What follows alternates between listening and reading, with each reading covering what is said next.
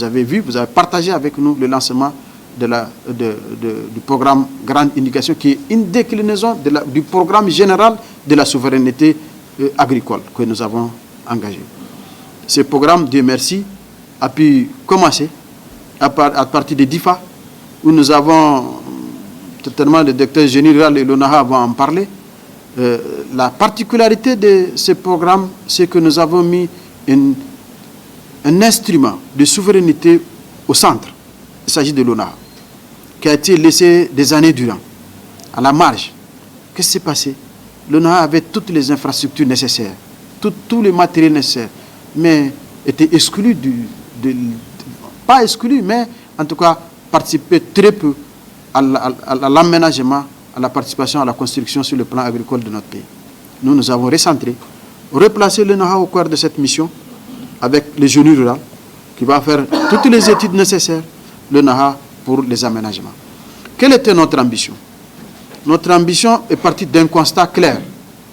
Les sanctions ont montré que nous avons, vous avez vu, la flambée du prix des produits de première nécessité, notamment les riz.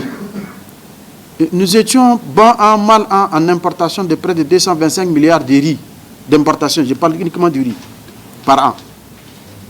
Mais là, ça nous interpelle. Au-delà de la balance de paiement, dès qu'il y a eu la fermeture des frontières avec les sanctions que vous connaissez, nous avons des difficultés d'alimentation de nos concitoyens, de notre pays. C'est pourquoi nous avons dit qu'il faut repenser par l'irrigation. Et Dieu merci, le chef d'État a donné des consignes claires. Le Premier ministre s'est engagé avec nous pour véritablement dérouler ce programme. Ce programme, nous avons regardé ce qu'on a comme potentialité. Vous savez, quand vous prenez des chapelets, vous n'allez pas finir les potentialités du Niger en termes d'aménagement de terre, en termes d'eau, en termes d'eau souterraine, en capacité. Donc le potentiel global, le Niger en a. Moi, j'ai vu quelqu'un, un occidental, qui m'a dit, si vous savez ce que vous avez, monsieur le ministre, vous n'allez pas attendre longtemps. Vous allez vite partir et rendre indépendant votre pays. Donc il s'agit de cela. Le chef de l'État l'a vu, il a décliné en vision, nous opérationnalisons cela. Donc nous avons constaté que nous avons, de 1960 au 26 juillet, 18 500 hectares d'aménagement agricole, hydro-agricole. Vous vous rendez compte? Sur 1 267 000 km² où le Niger flotte sur l'eau, et on n'a pas parti à l'aménagement pour pouvoir utiliser notre potentiel. Nous avons eu un objectif de doublement de ces 18 000 pour passer à 39 700 hectares. Sur les 18 500 hectares, nous avons près de 10 000 hectares qui ont besoin de réhabilitation. Donc à peine 8 000 hectares qui étaient véritablement opérationnels. Le premier objectif, réhabiliter ces 10 000 hectares qui sont déjà là, mais qui ont besoin de réhabilitation. Premier objectif. Deuxième objectif, il faut atteindre un peu plus de 22 000 hectares à nouveau à aménager, qui va porter l'effectif total de superficie à 39 700 hectares d'ici horizon 2027. Voilà ce que nous avons comme objectif. Voilà ce que nous sommes en train de faire. Beaucoup étaient avec nous à Difa, à Zender, à Maradi, à Dosso. Il nous reste Agadez, Dosso, Agadez, Tawa, Niamey, Tillabéri. Je crois que juste dans quelques jours, nous allons finir avec les 4 régions qui restent pour faire les lancements des aménagements à réhabiliter, pour boucler l'ensemble. Cet objectif, nous l'avons décliné pour réhabiliter 2000 hectares chaque année et en même temps aménager 2000 hectares nouveaux chaque année. Donc ça va nous amener, in fine, aux superficies que je viens de décrire. Nous pensons, avec près de 40 000 hectares, nous pouvons avoir au moins un objectif 2027 d'autonomiser le Niger à 50% sur ses besoins en riz au moins. Reste le blé, reste le maïs comme céréales prioritaires qu'on a. Nous n'avons pas oublié les autres spéculations, surtout les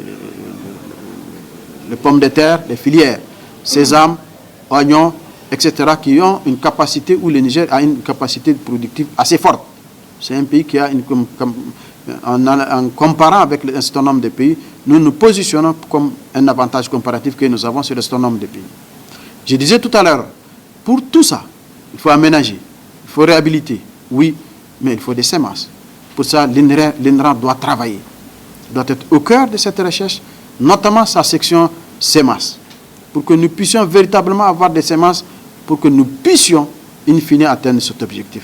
Et pour cela, il faut mettre tous ces Nigériens au travail. Cette jeunesse qui avait abandonné la terre pour se trouver en train de... Le Niger est connu comme un pays aujourd'hui. À un moment, vous avez suivi avec nous un pays de mendicité. C'est des mendiants contre nous. Non, nous avons tout. Vous avez suivi, le chef de l'État l'a dit. Nous avons transformé nos potentiels, nos ressources minières et pétrolières pour financer notre sécurité, pour avoir notre indépendance et notre souveraineté alimentaire. Bref, c'est la santé, l'éducation, il y a beaucoup de priorités, mais il faut un ventre qui a faim, ne sait pas où aller. Donc voilà un peu, je vous ramasse un peu notre objectif et notre déclinaison de nos activités.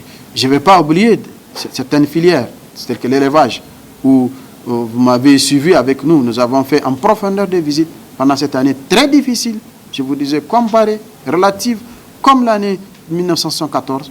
Nous avons été en contact avec ces producteurs. Nous avons vu combien ça a été difficile. Mais il y a quelque chose que les gens ont oublié, la résilience du peuple nigérien. Ils ont été très résilients et ils ont compris les messages. Donc, pour avoir son indépendance, il faut avoir faim, il faut combattre, il faut résister. Et les Nigériens l'ont compris. Ils l'ont fait, ils marchent avec nous pour le moment. Donc je pense que nous n'avons pas le droit de rater cela. Donc à ce titre, les directeurs généraux et les directeurs que vous êtes interpellés. Chacun, pour qu'il puisse véritablement dérouler cette action dans la transparence et dans la bonne gouvernance. Parce que c'est ça. On n'a pas eu mystère. Vous avez suivi pourquoi tous les pronosticateurs économiques, politiques, ont pronostiqué que le Niger va s'effondrer. Effectivement, quand vous regardez les agrégats du Niger ancien, vous ne pouvez pas imaginer que le Niger pourra tenir si vous partez des données statistiques que vous regardez. Mais ils ont oublié que la gouvernance a changé. Vous savez, tout est pilier de gouvernance. La gouvernance a changé, les choix stratégiques, politiques, visions ont changé. Et troisième élément que les gens n'ont jamais compté, c'est le peuple nigérien qui peut être résilient. Et enfin, avec l'aide de Dieu. Donc, c'est ces éléments qui ont fait qu'on a vu ici. Et Inch'Allah, si Dieu le veut, nous pouvons aboutir à ça. Donc, tous ensemble engagés, je pense que nous ne devrons pas décevoir ce peuple nigérien et ce gouvernement qui nous a donné cette mission à faire. Donc, vous êtes interpellés. Je ne vais pas être très long. Je vais juste dire que j'en appelle très sincèrement à ces cadres pour que chacun puisse se mettre au travail. Nous avons passé une période difficile sous sanction, mais Dieu merci, on va dire, les choses commencent à aller. Donc, nous sommes engagés à partir d'aujourd'hui, puisque nos projets, nos programmes commencent à revenir. Donc, la situation se normalise sur le plan, plus ou moins sur le plan coopération. Donc, nous avons des enjeux. Donc, nous devrons relever ces défis pour ne pas décevoir ce peuple nigérien qui a soutenu, qui a opté pour sa souveraineté.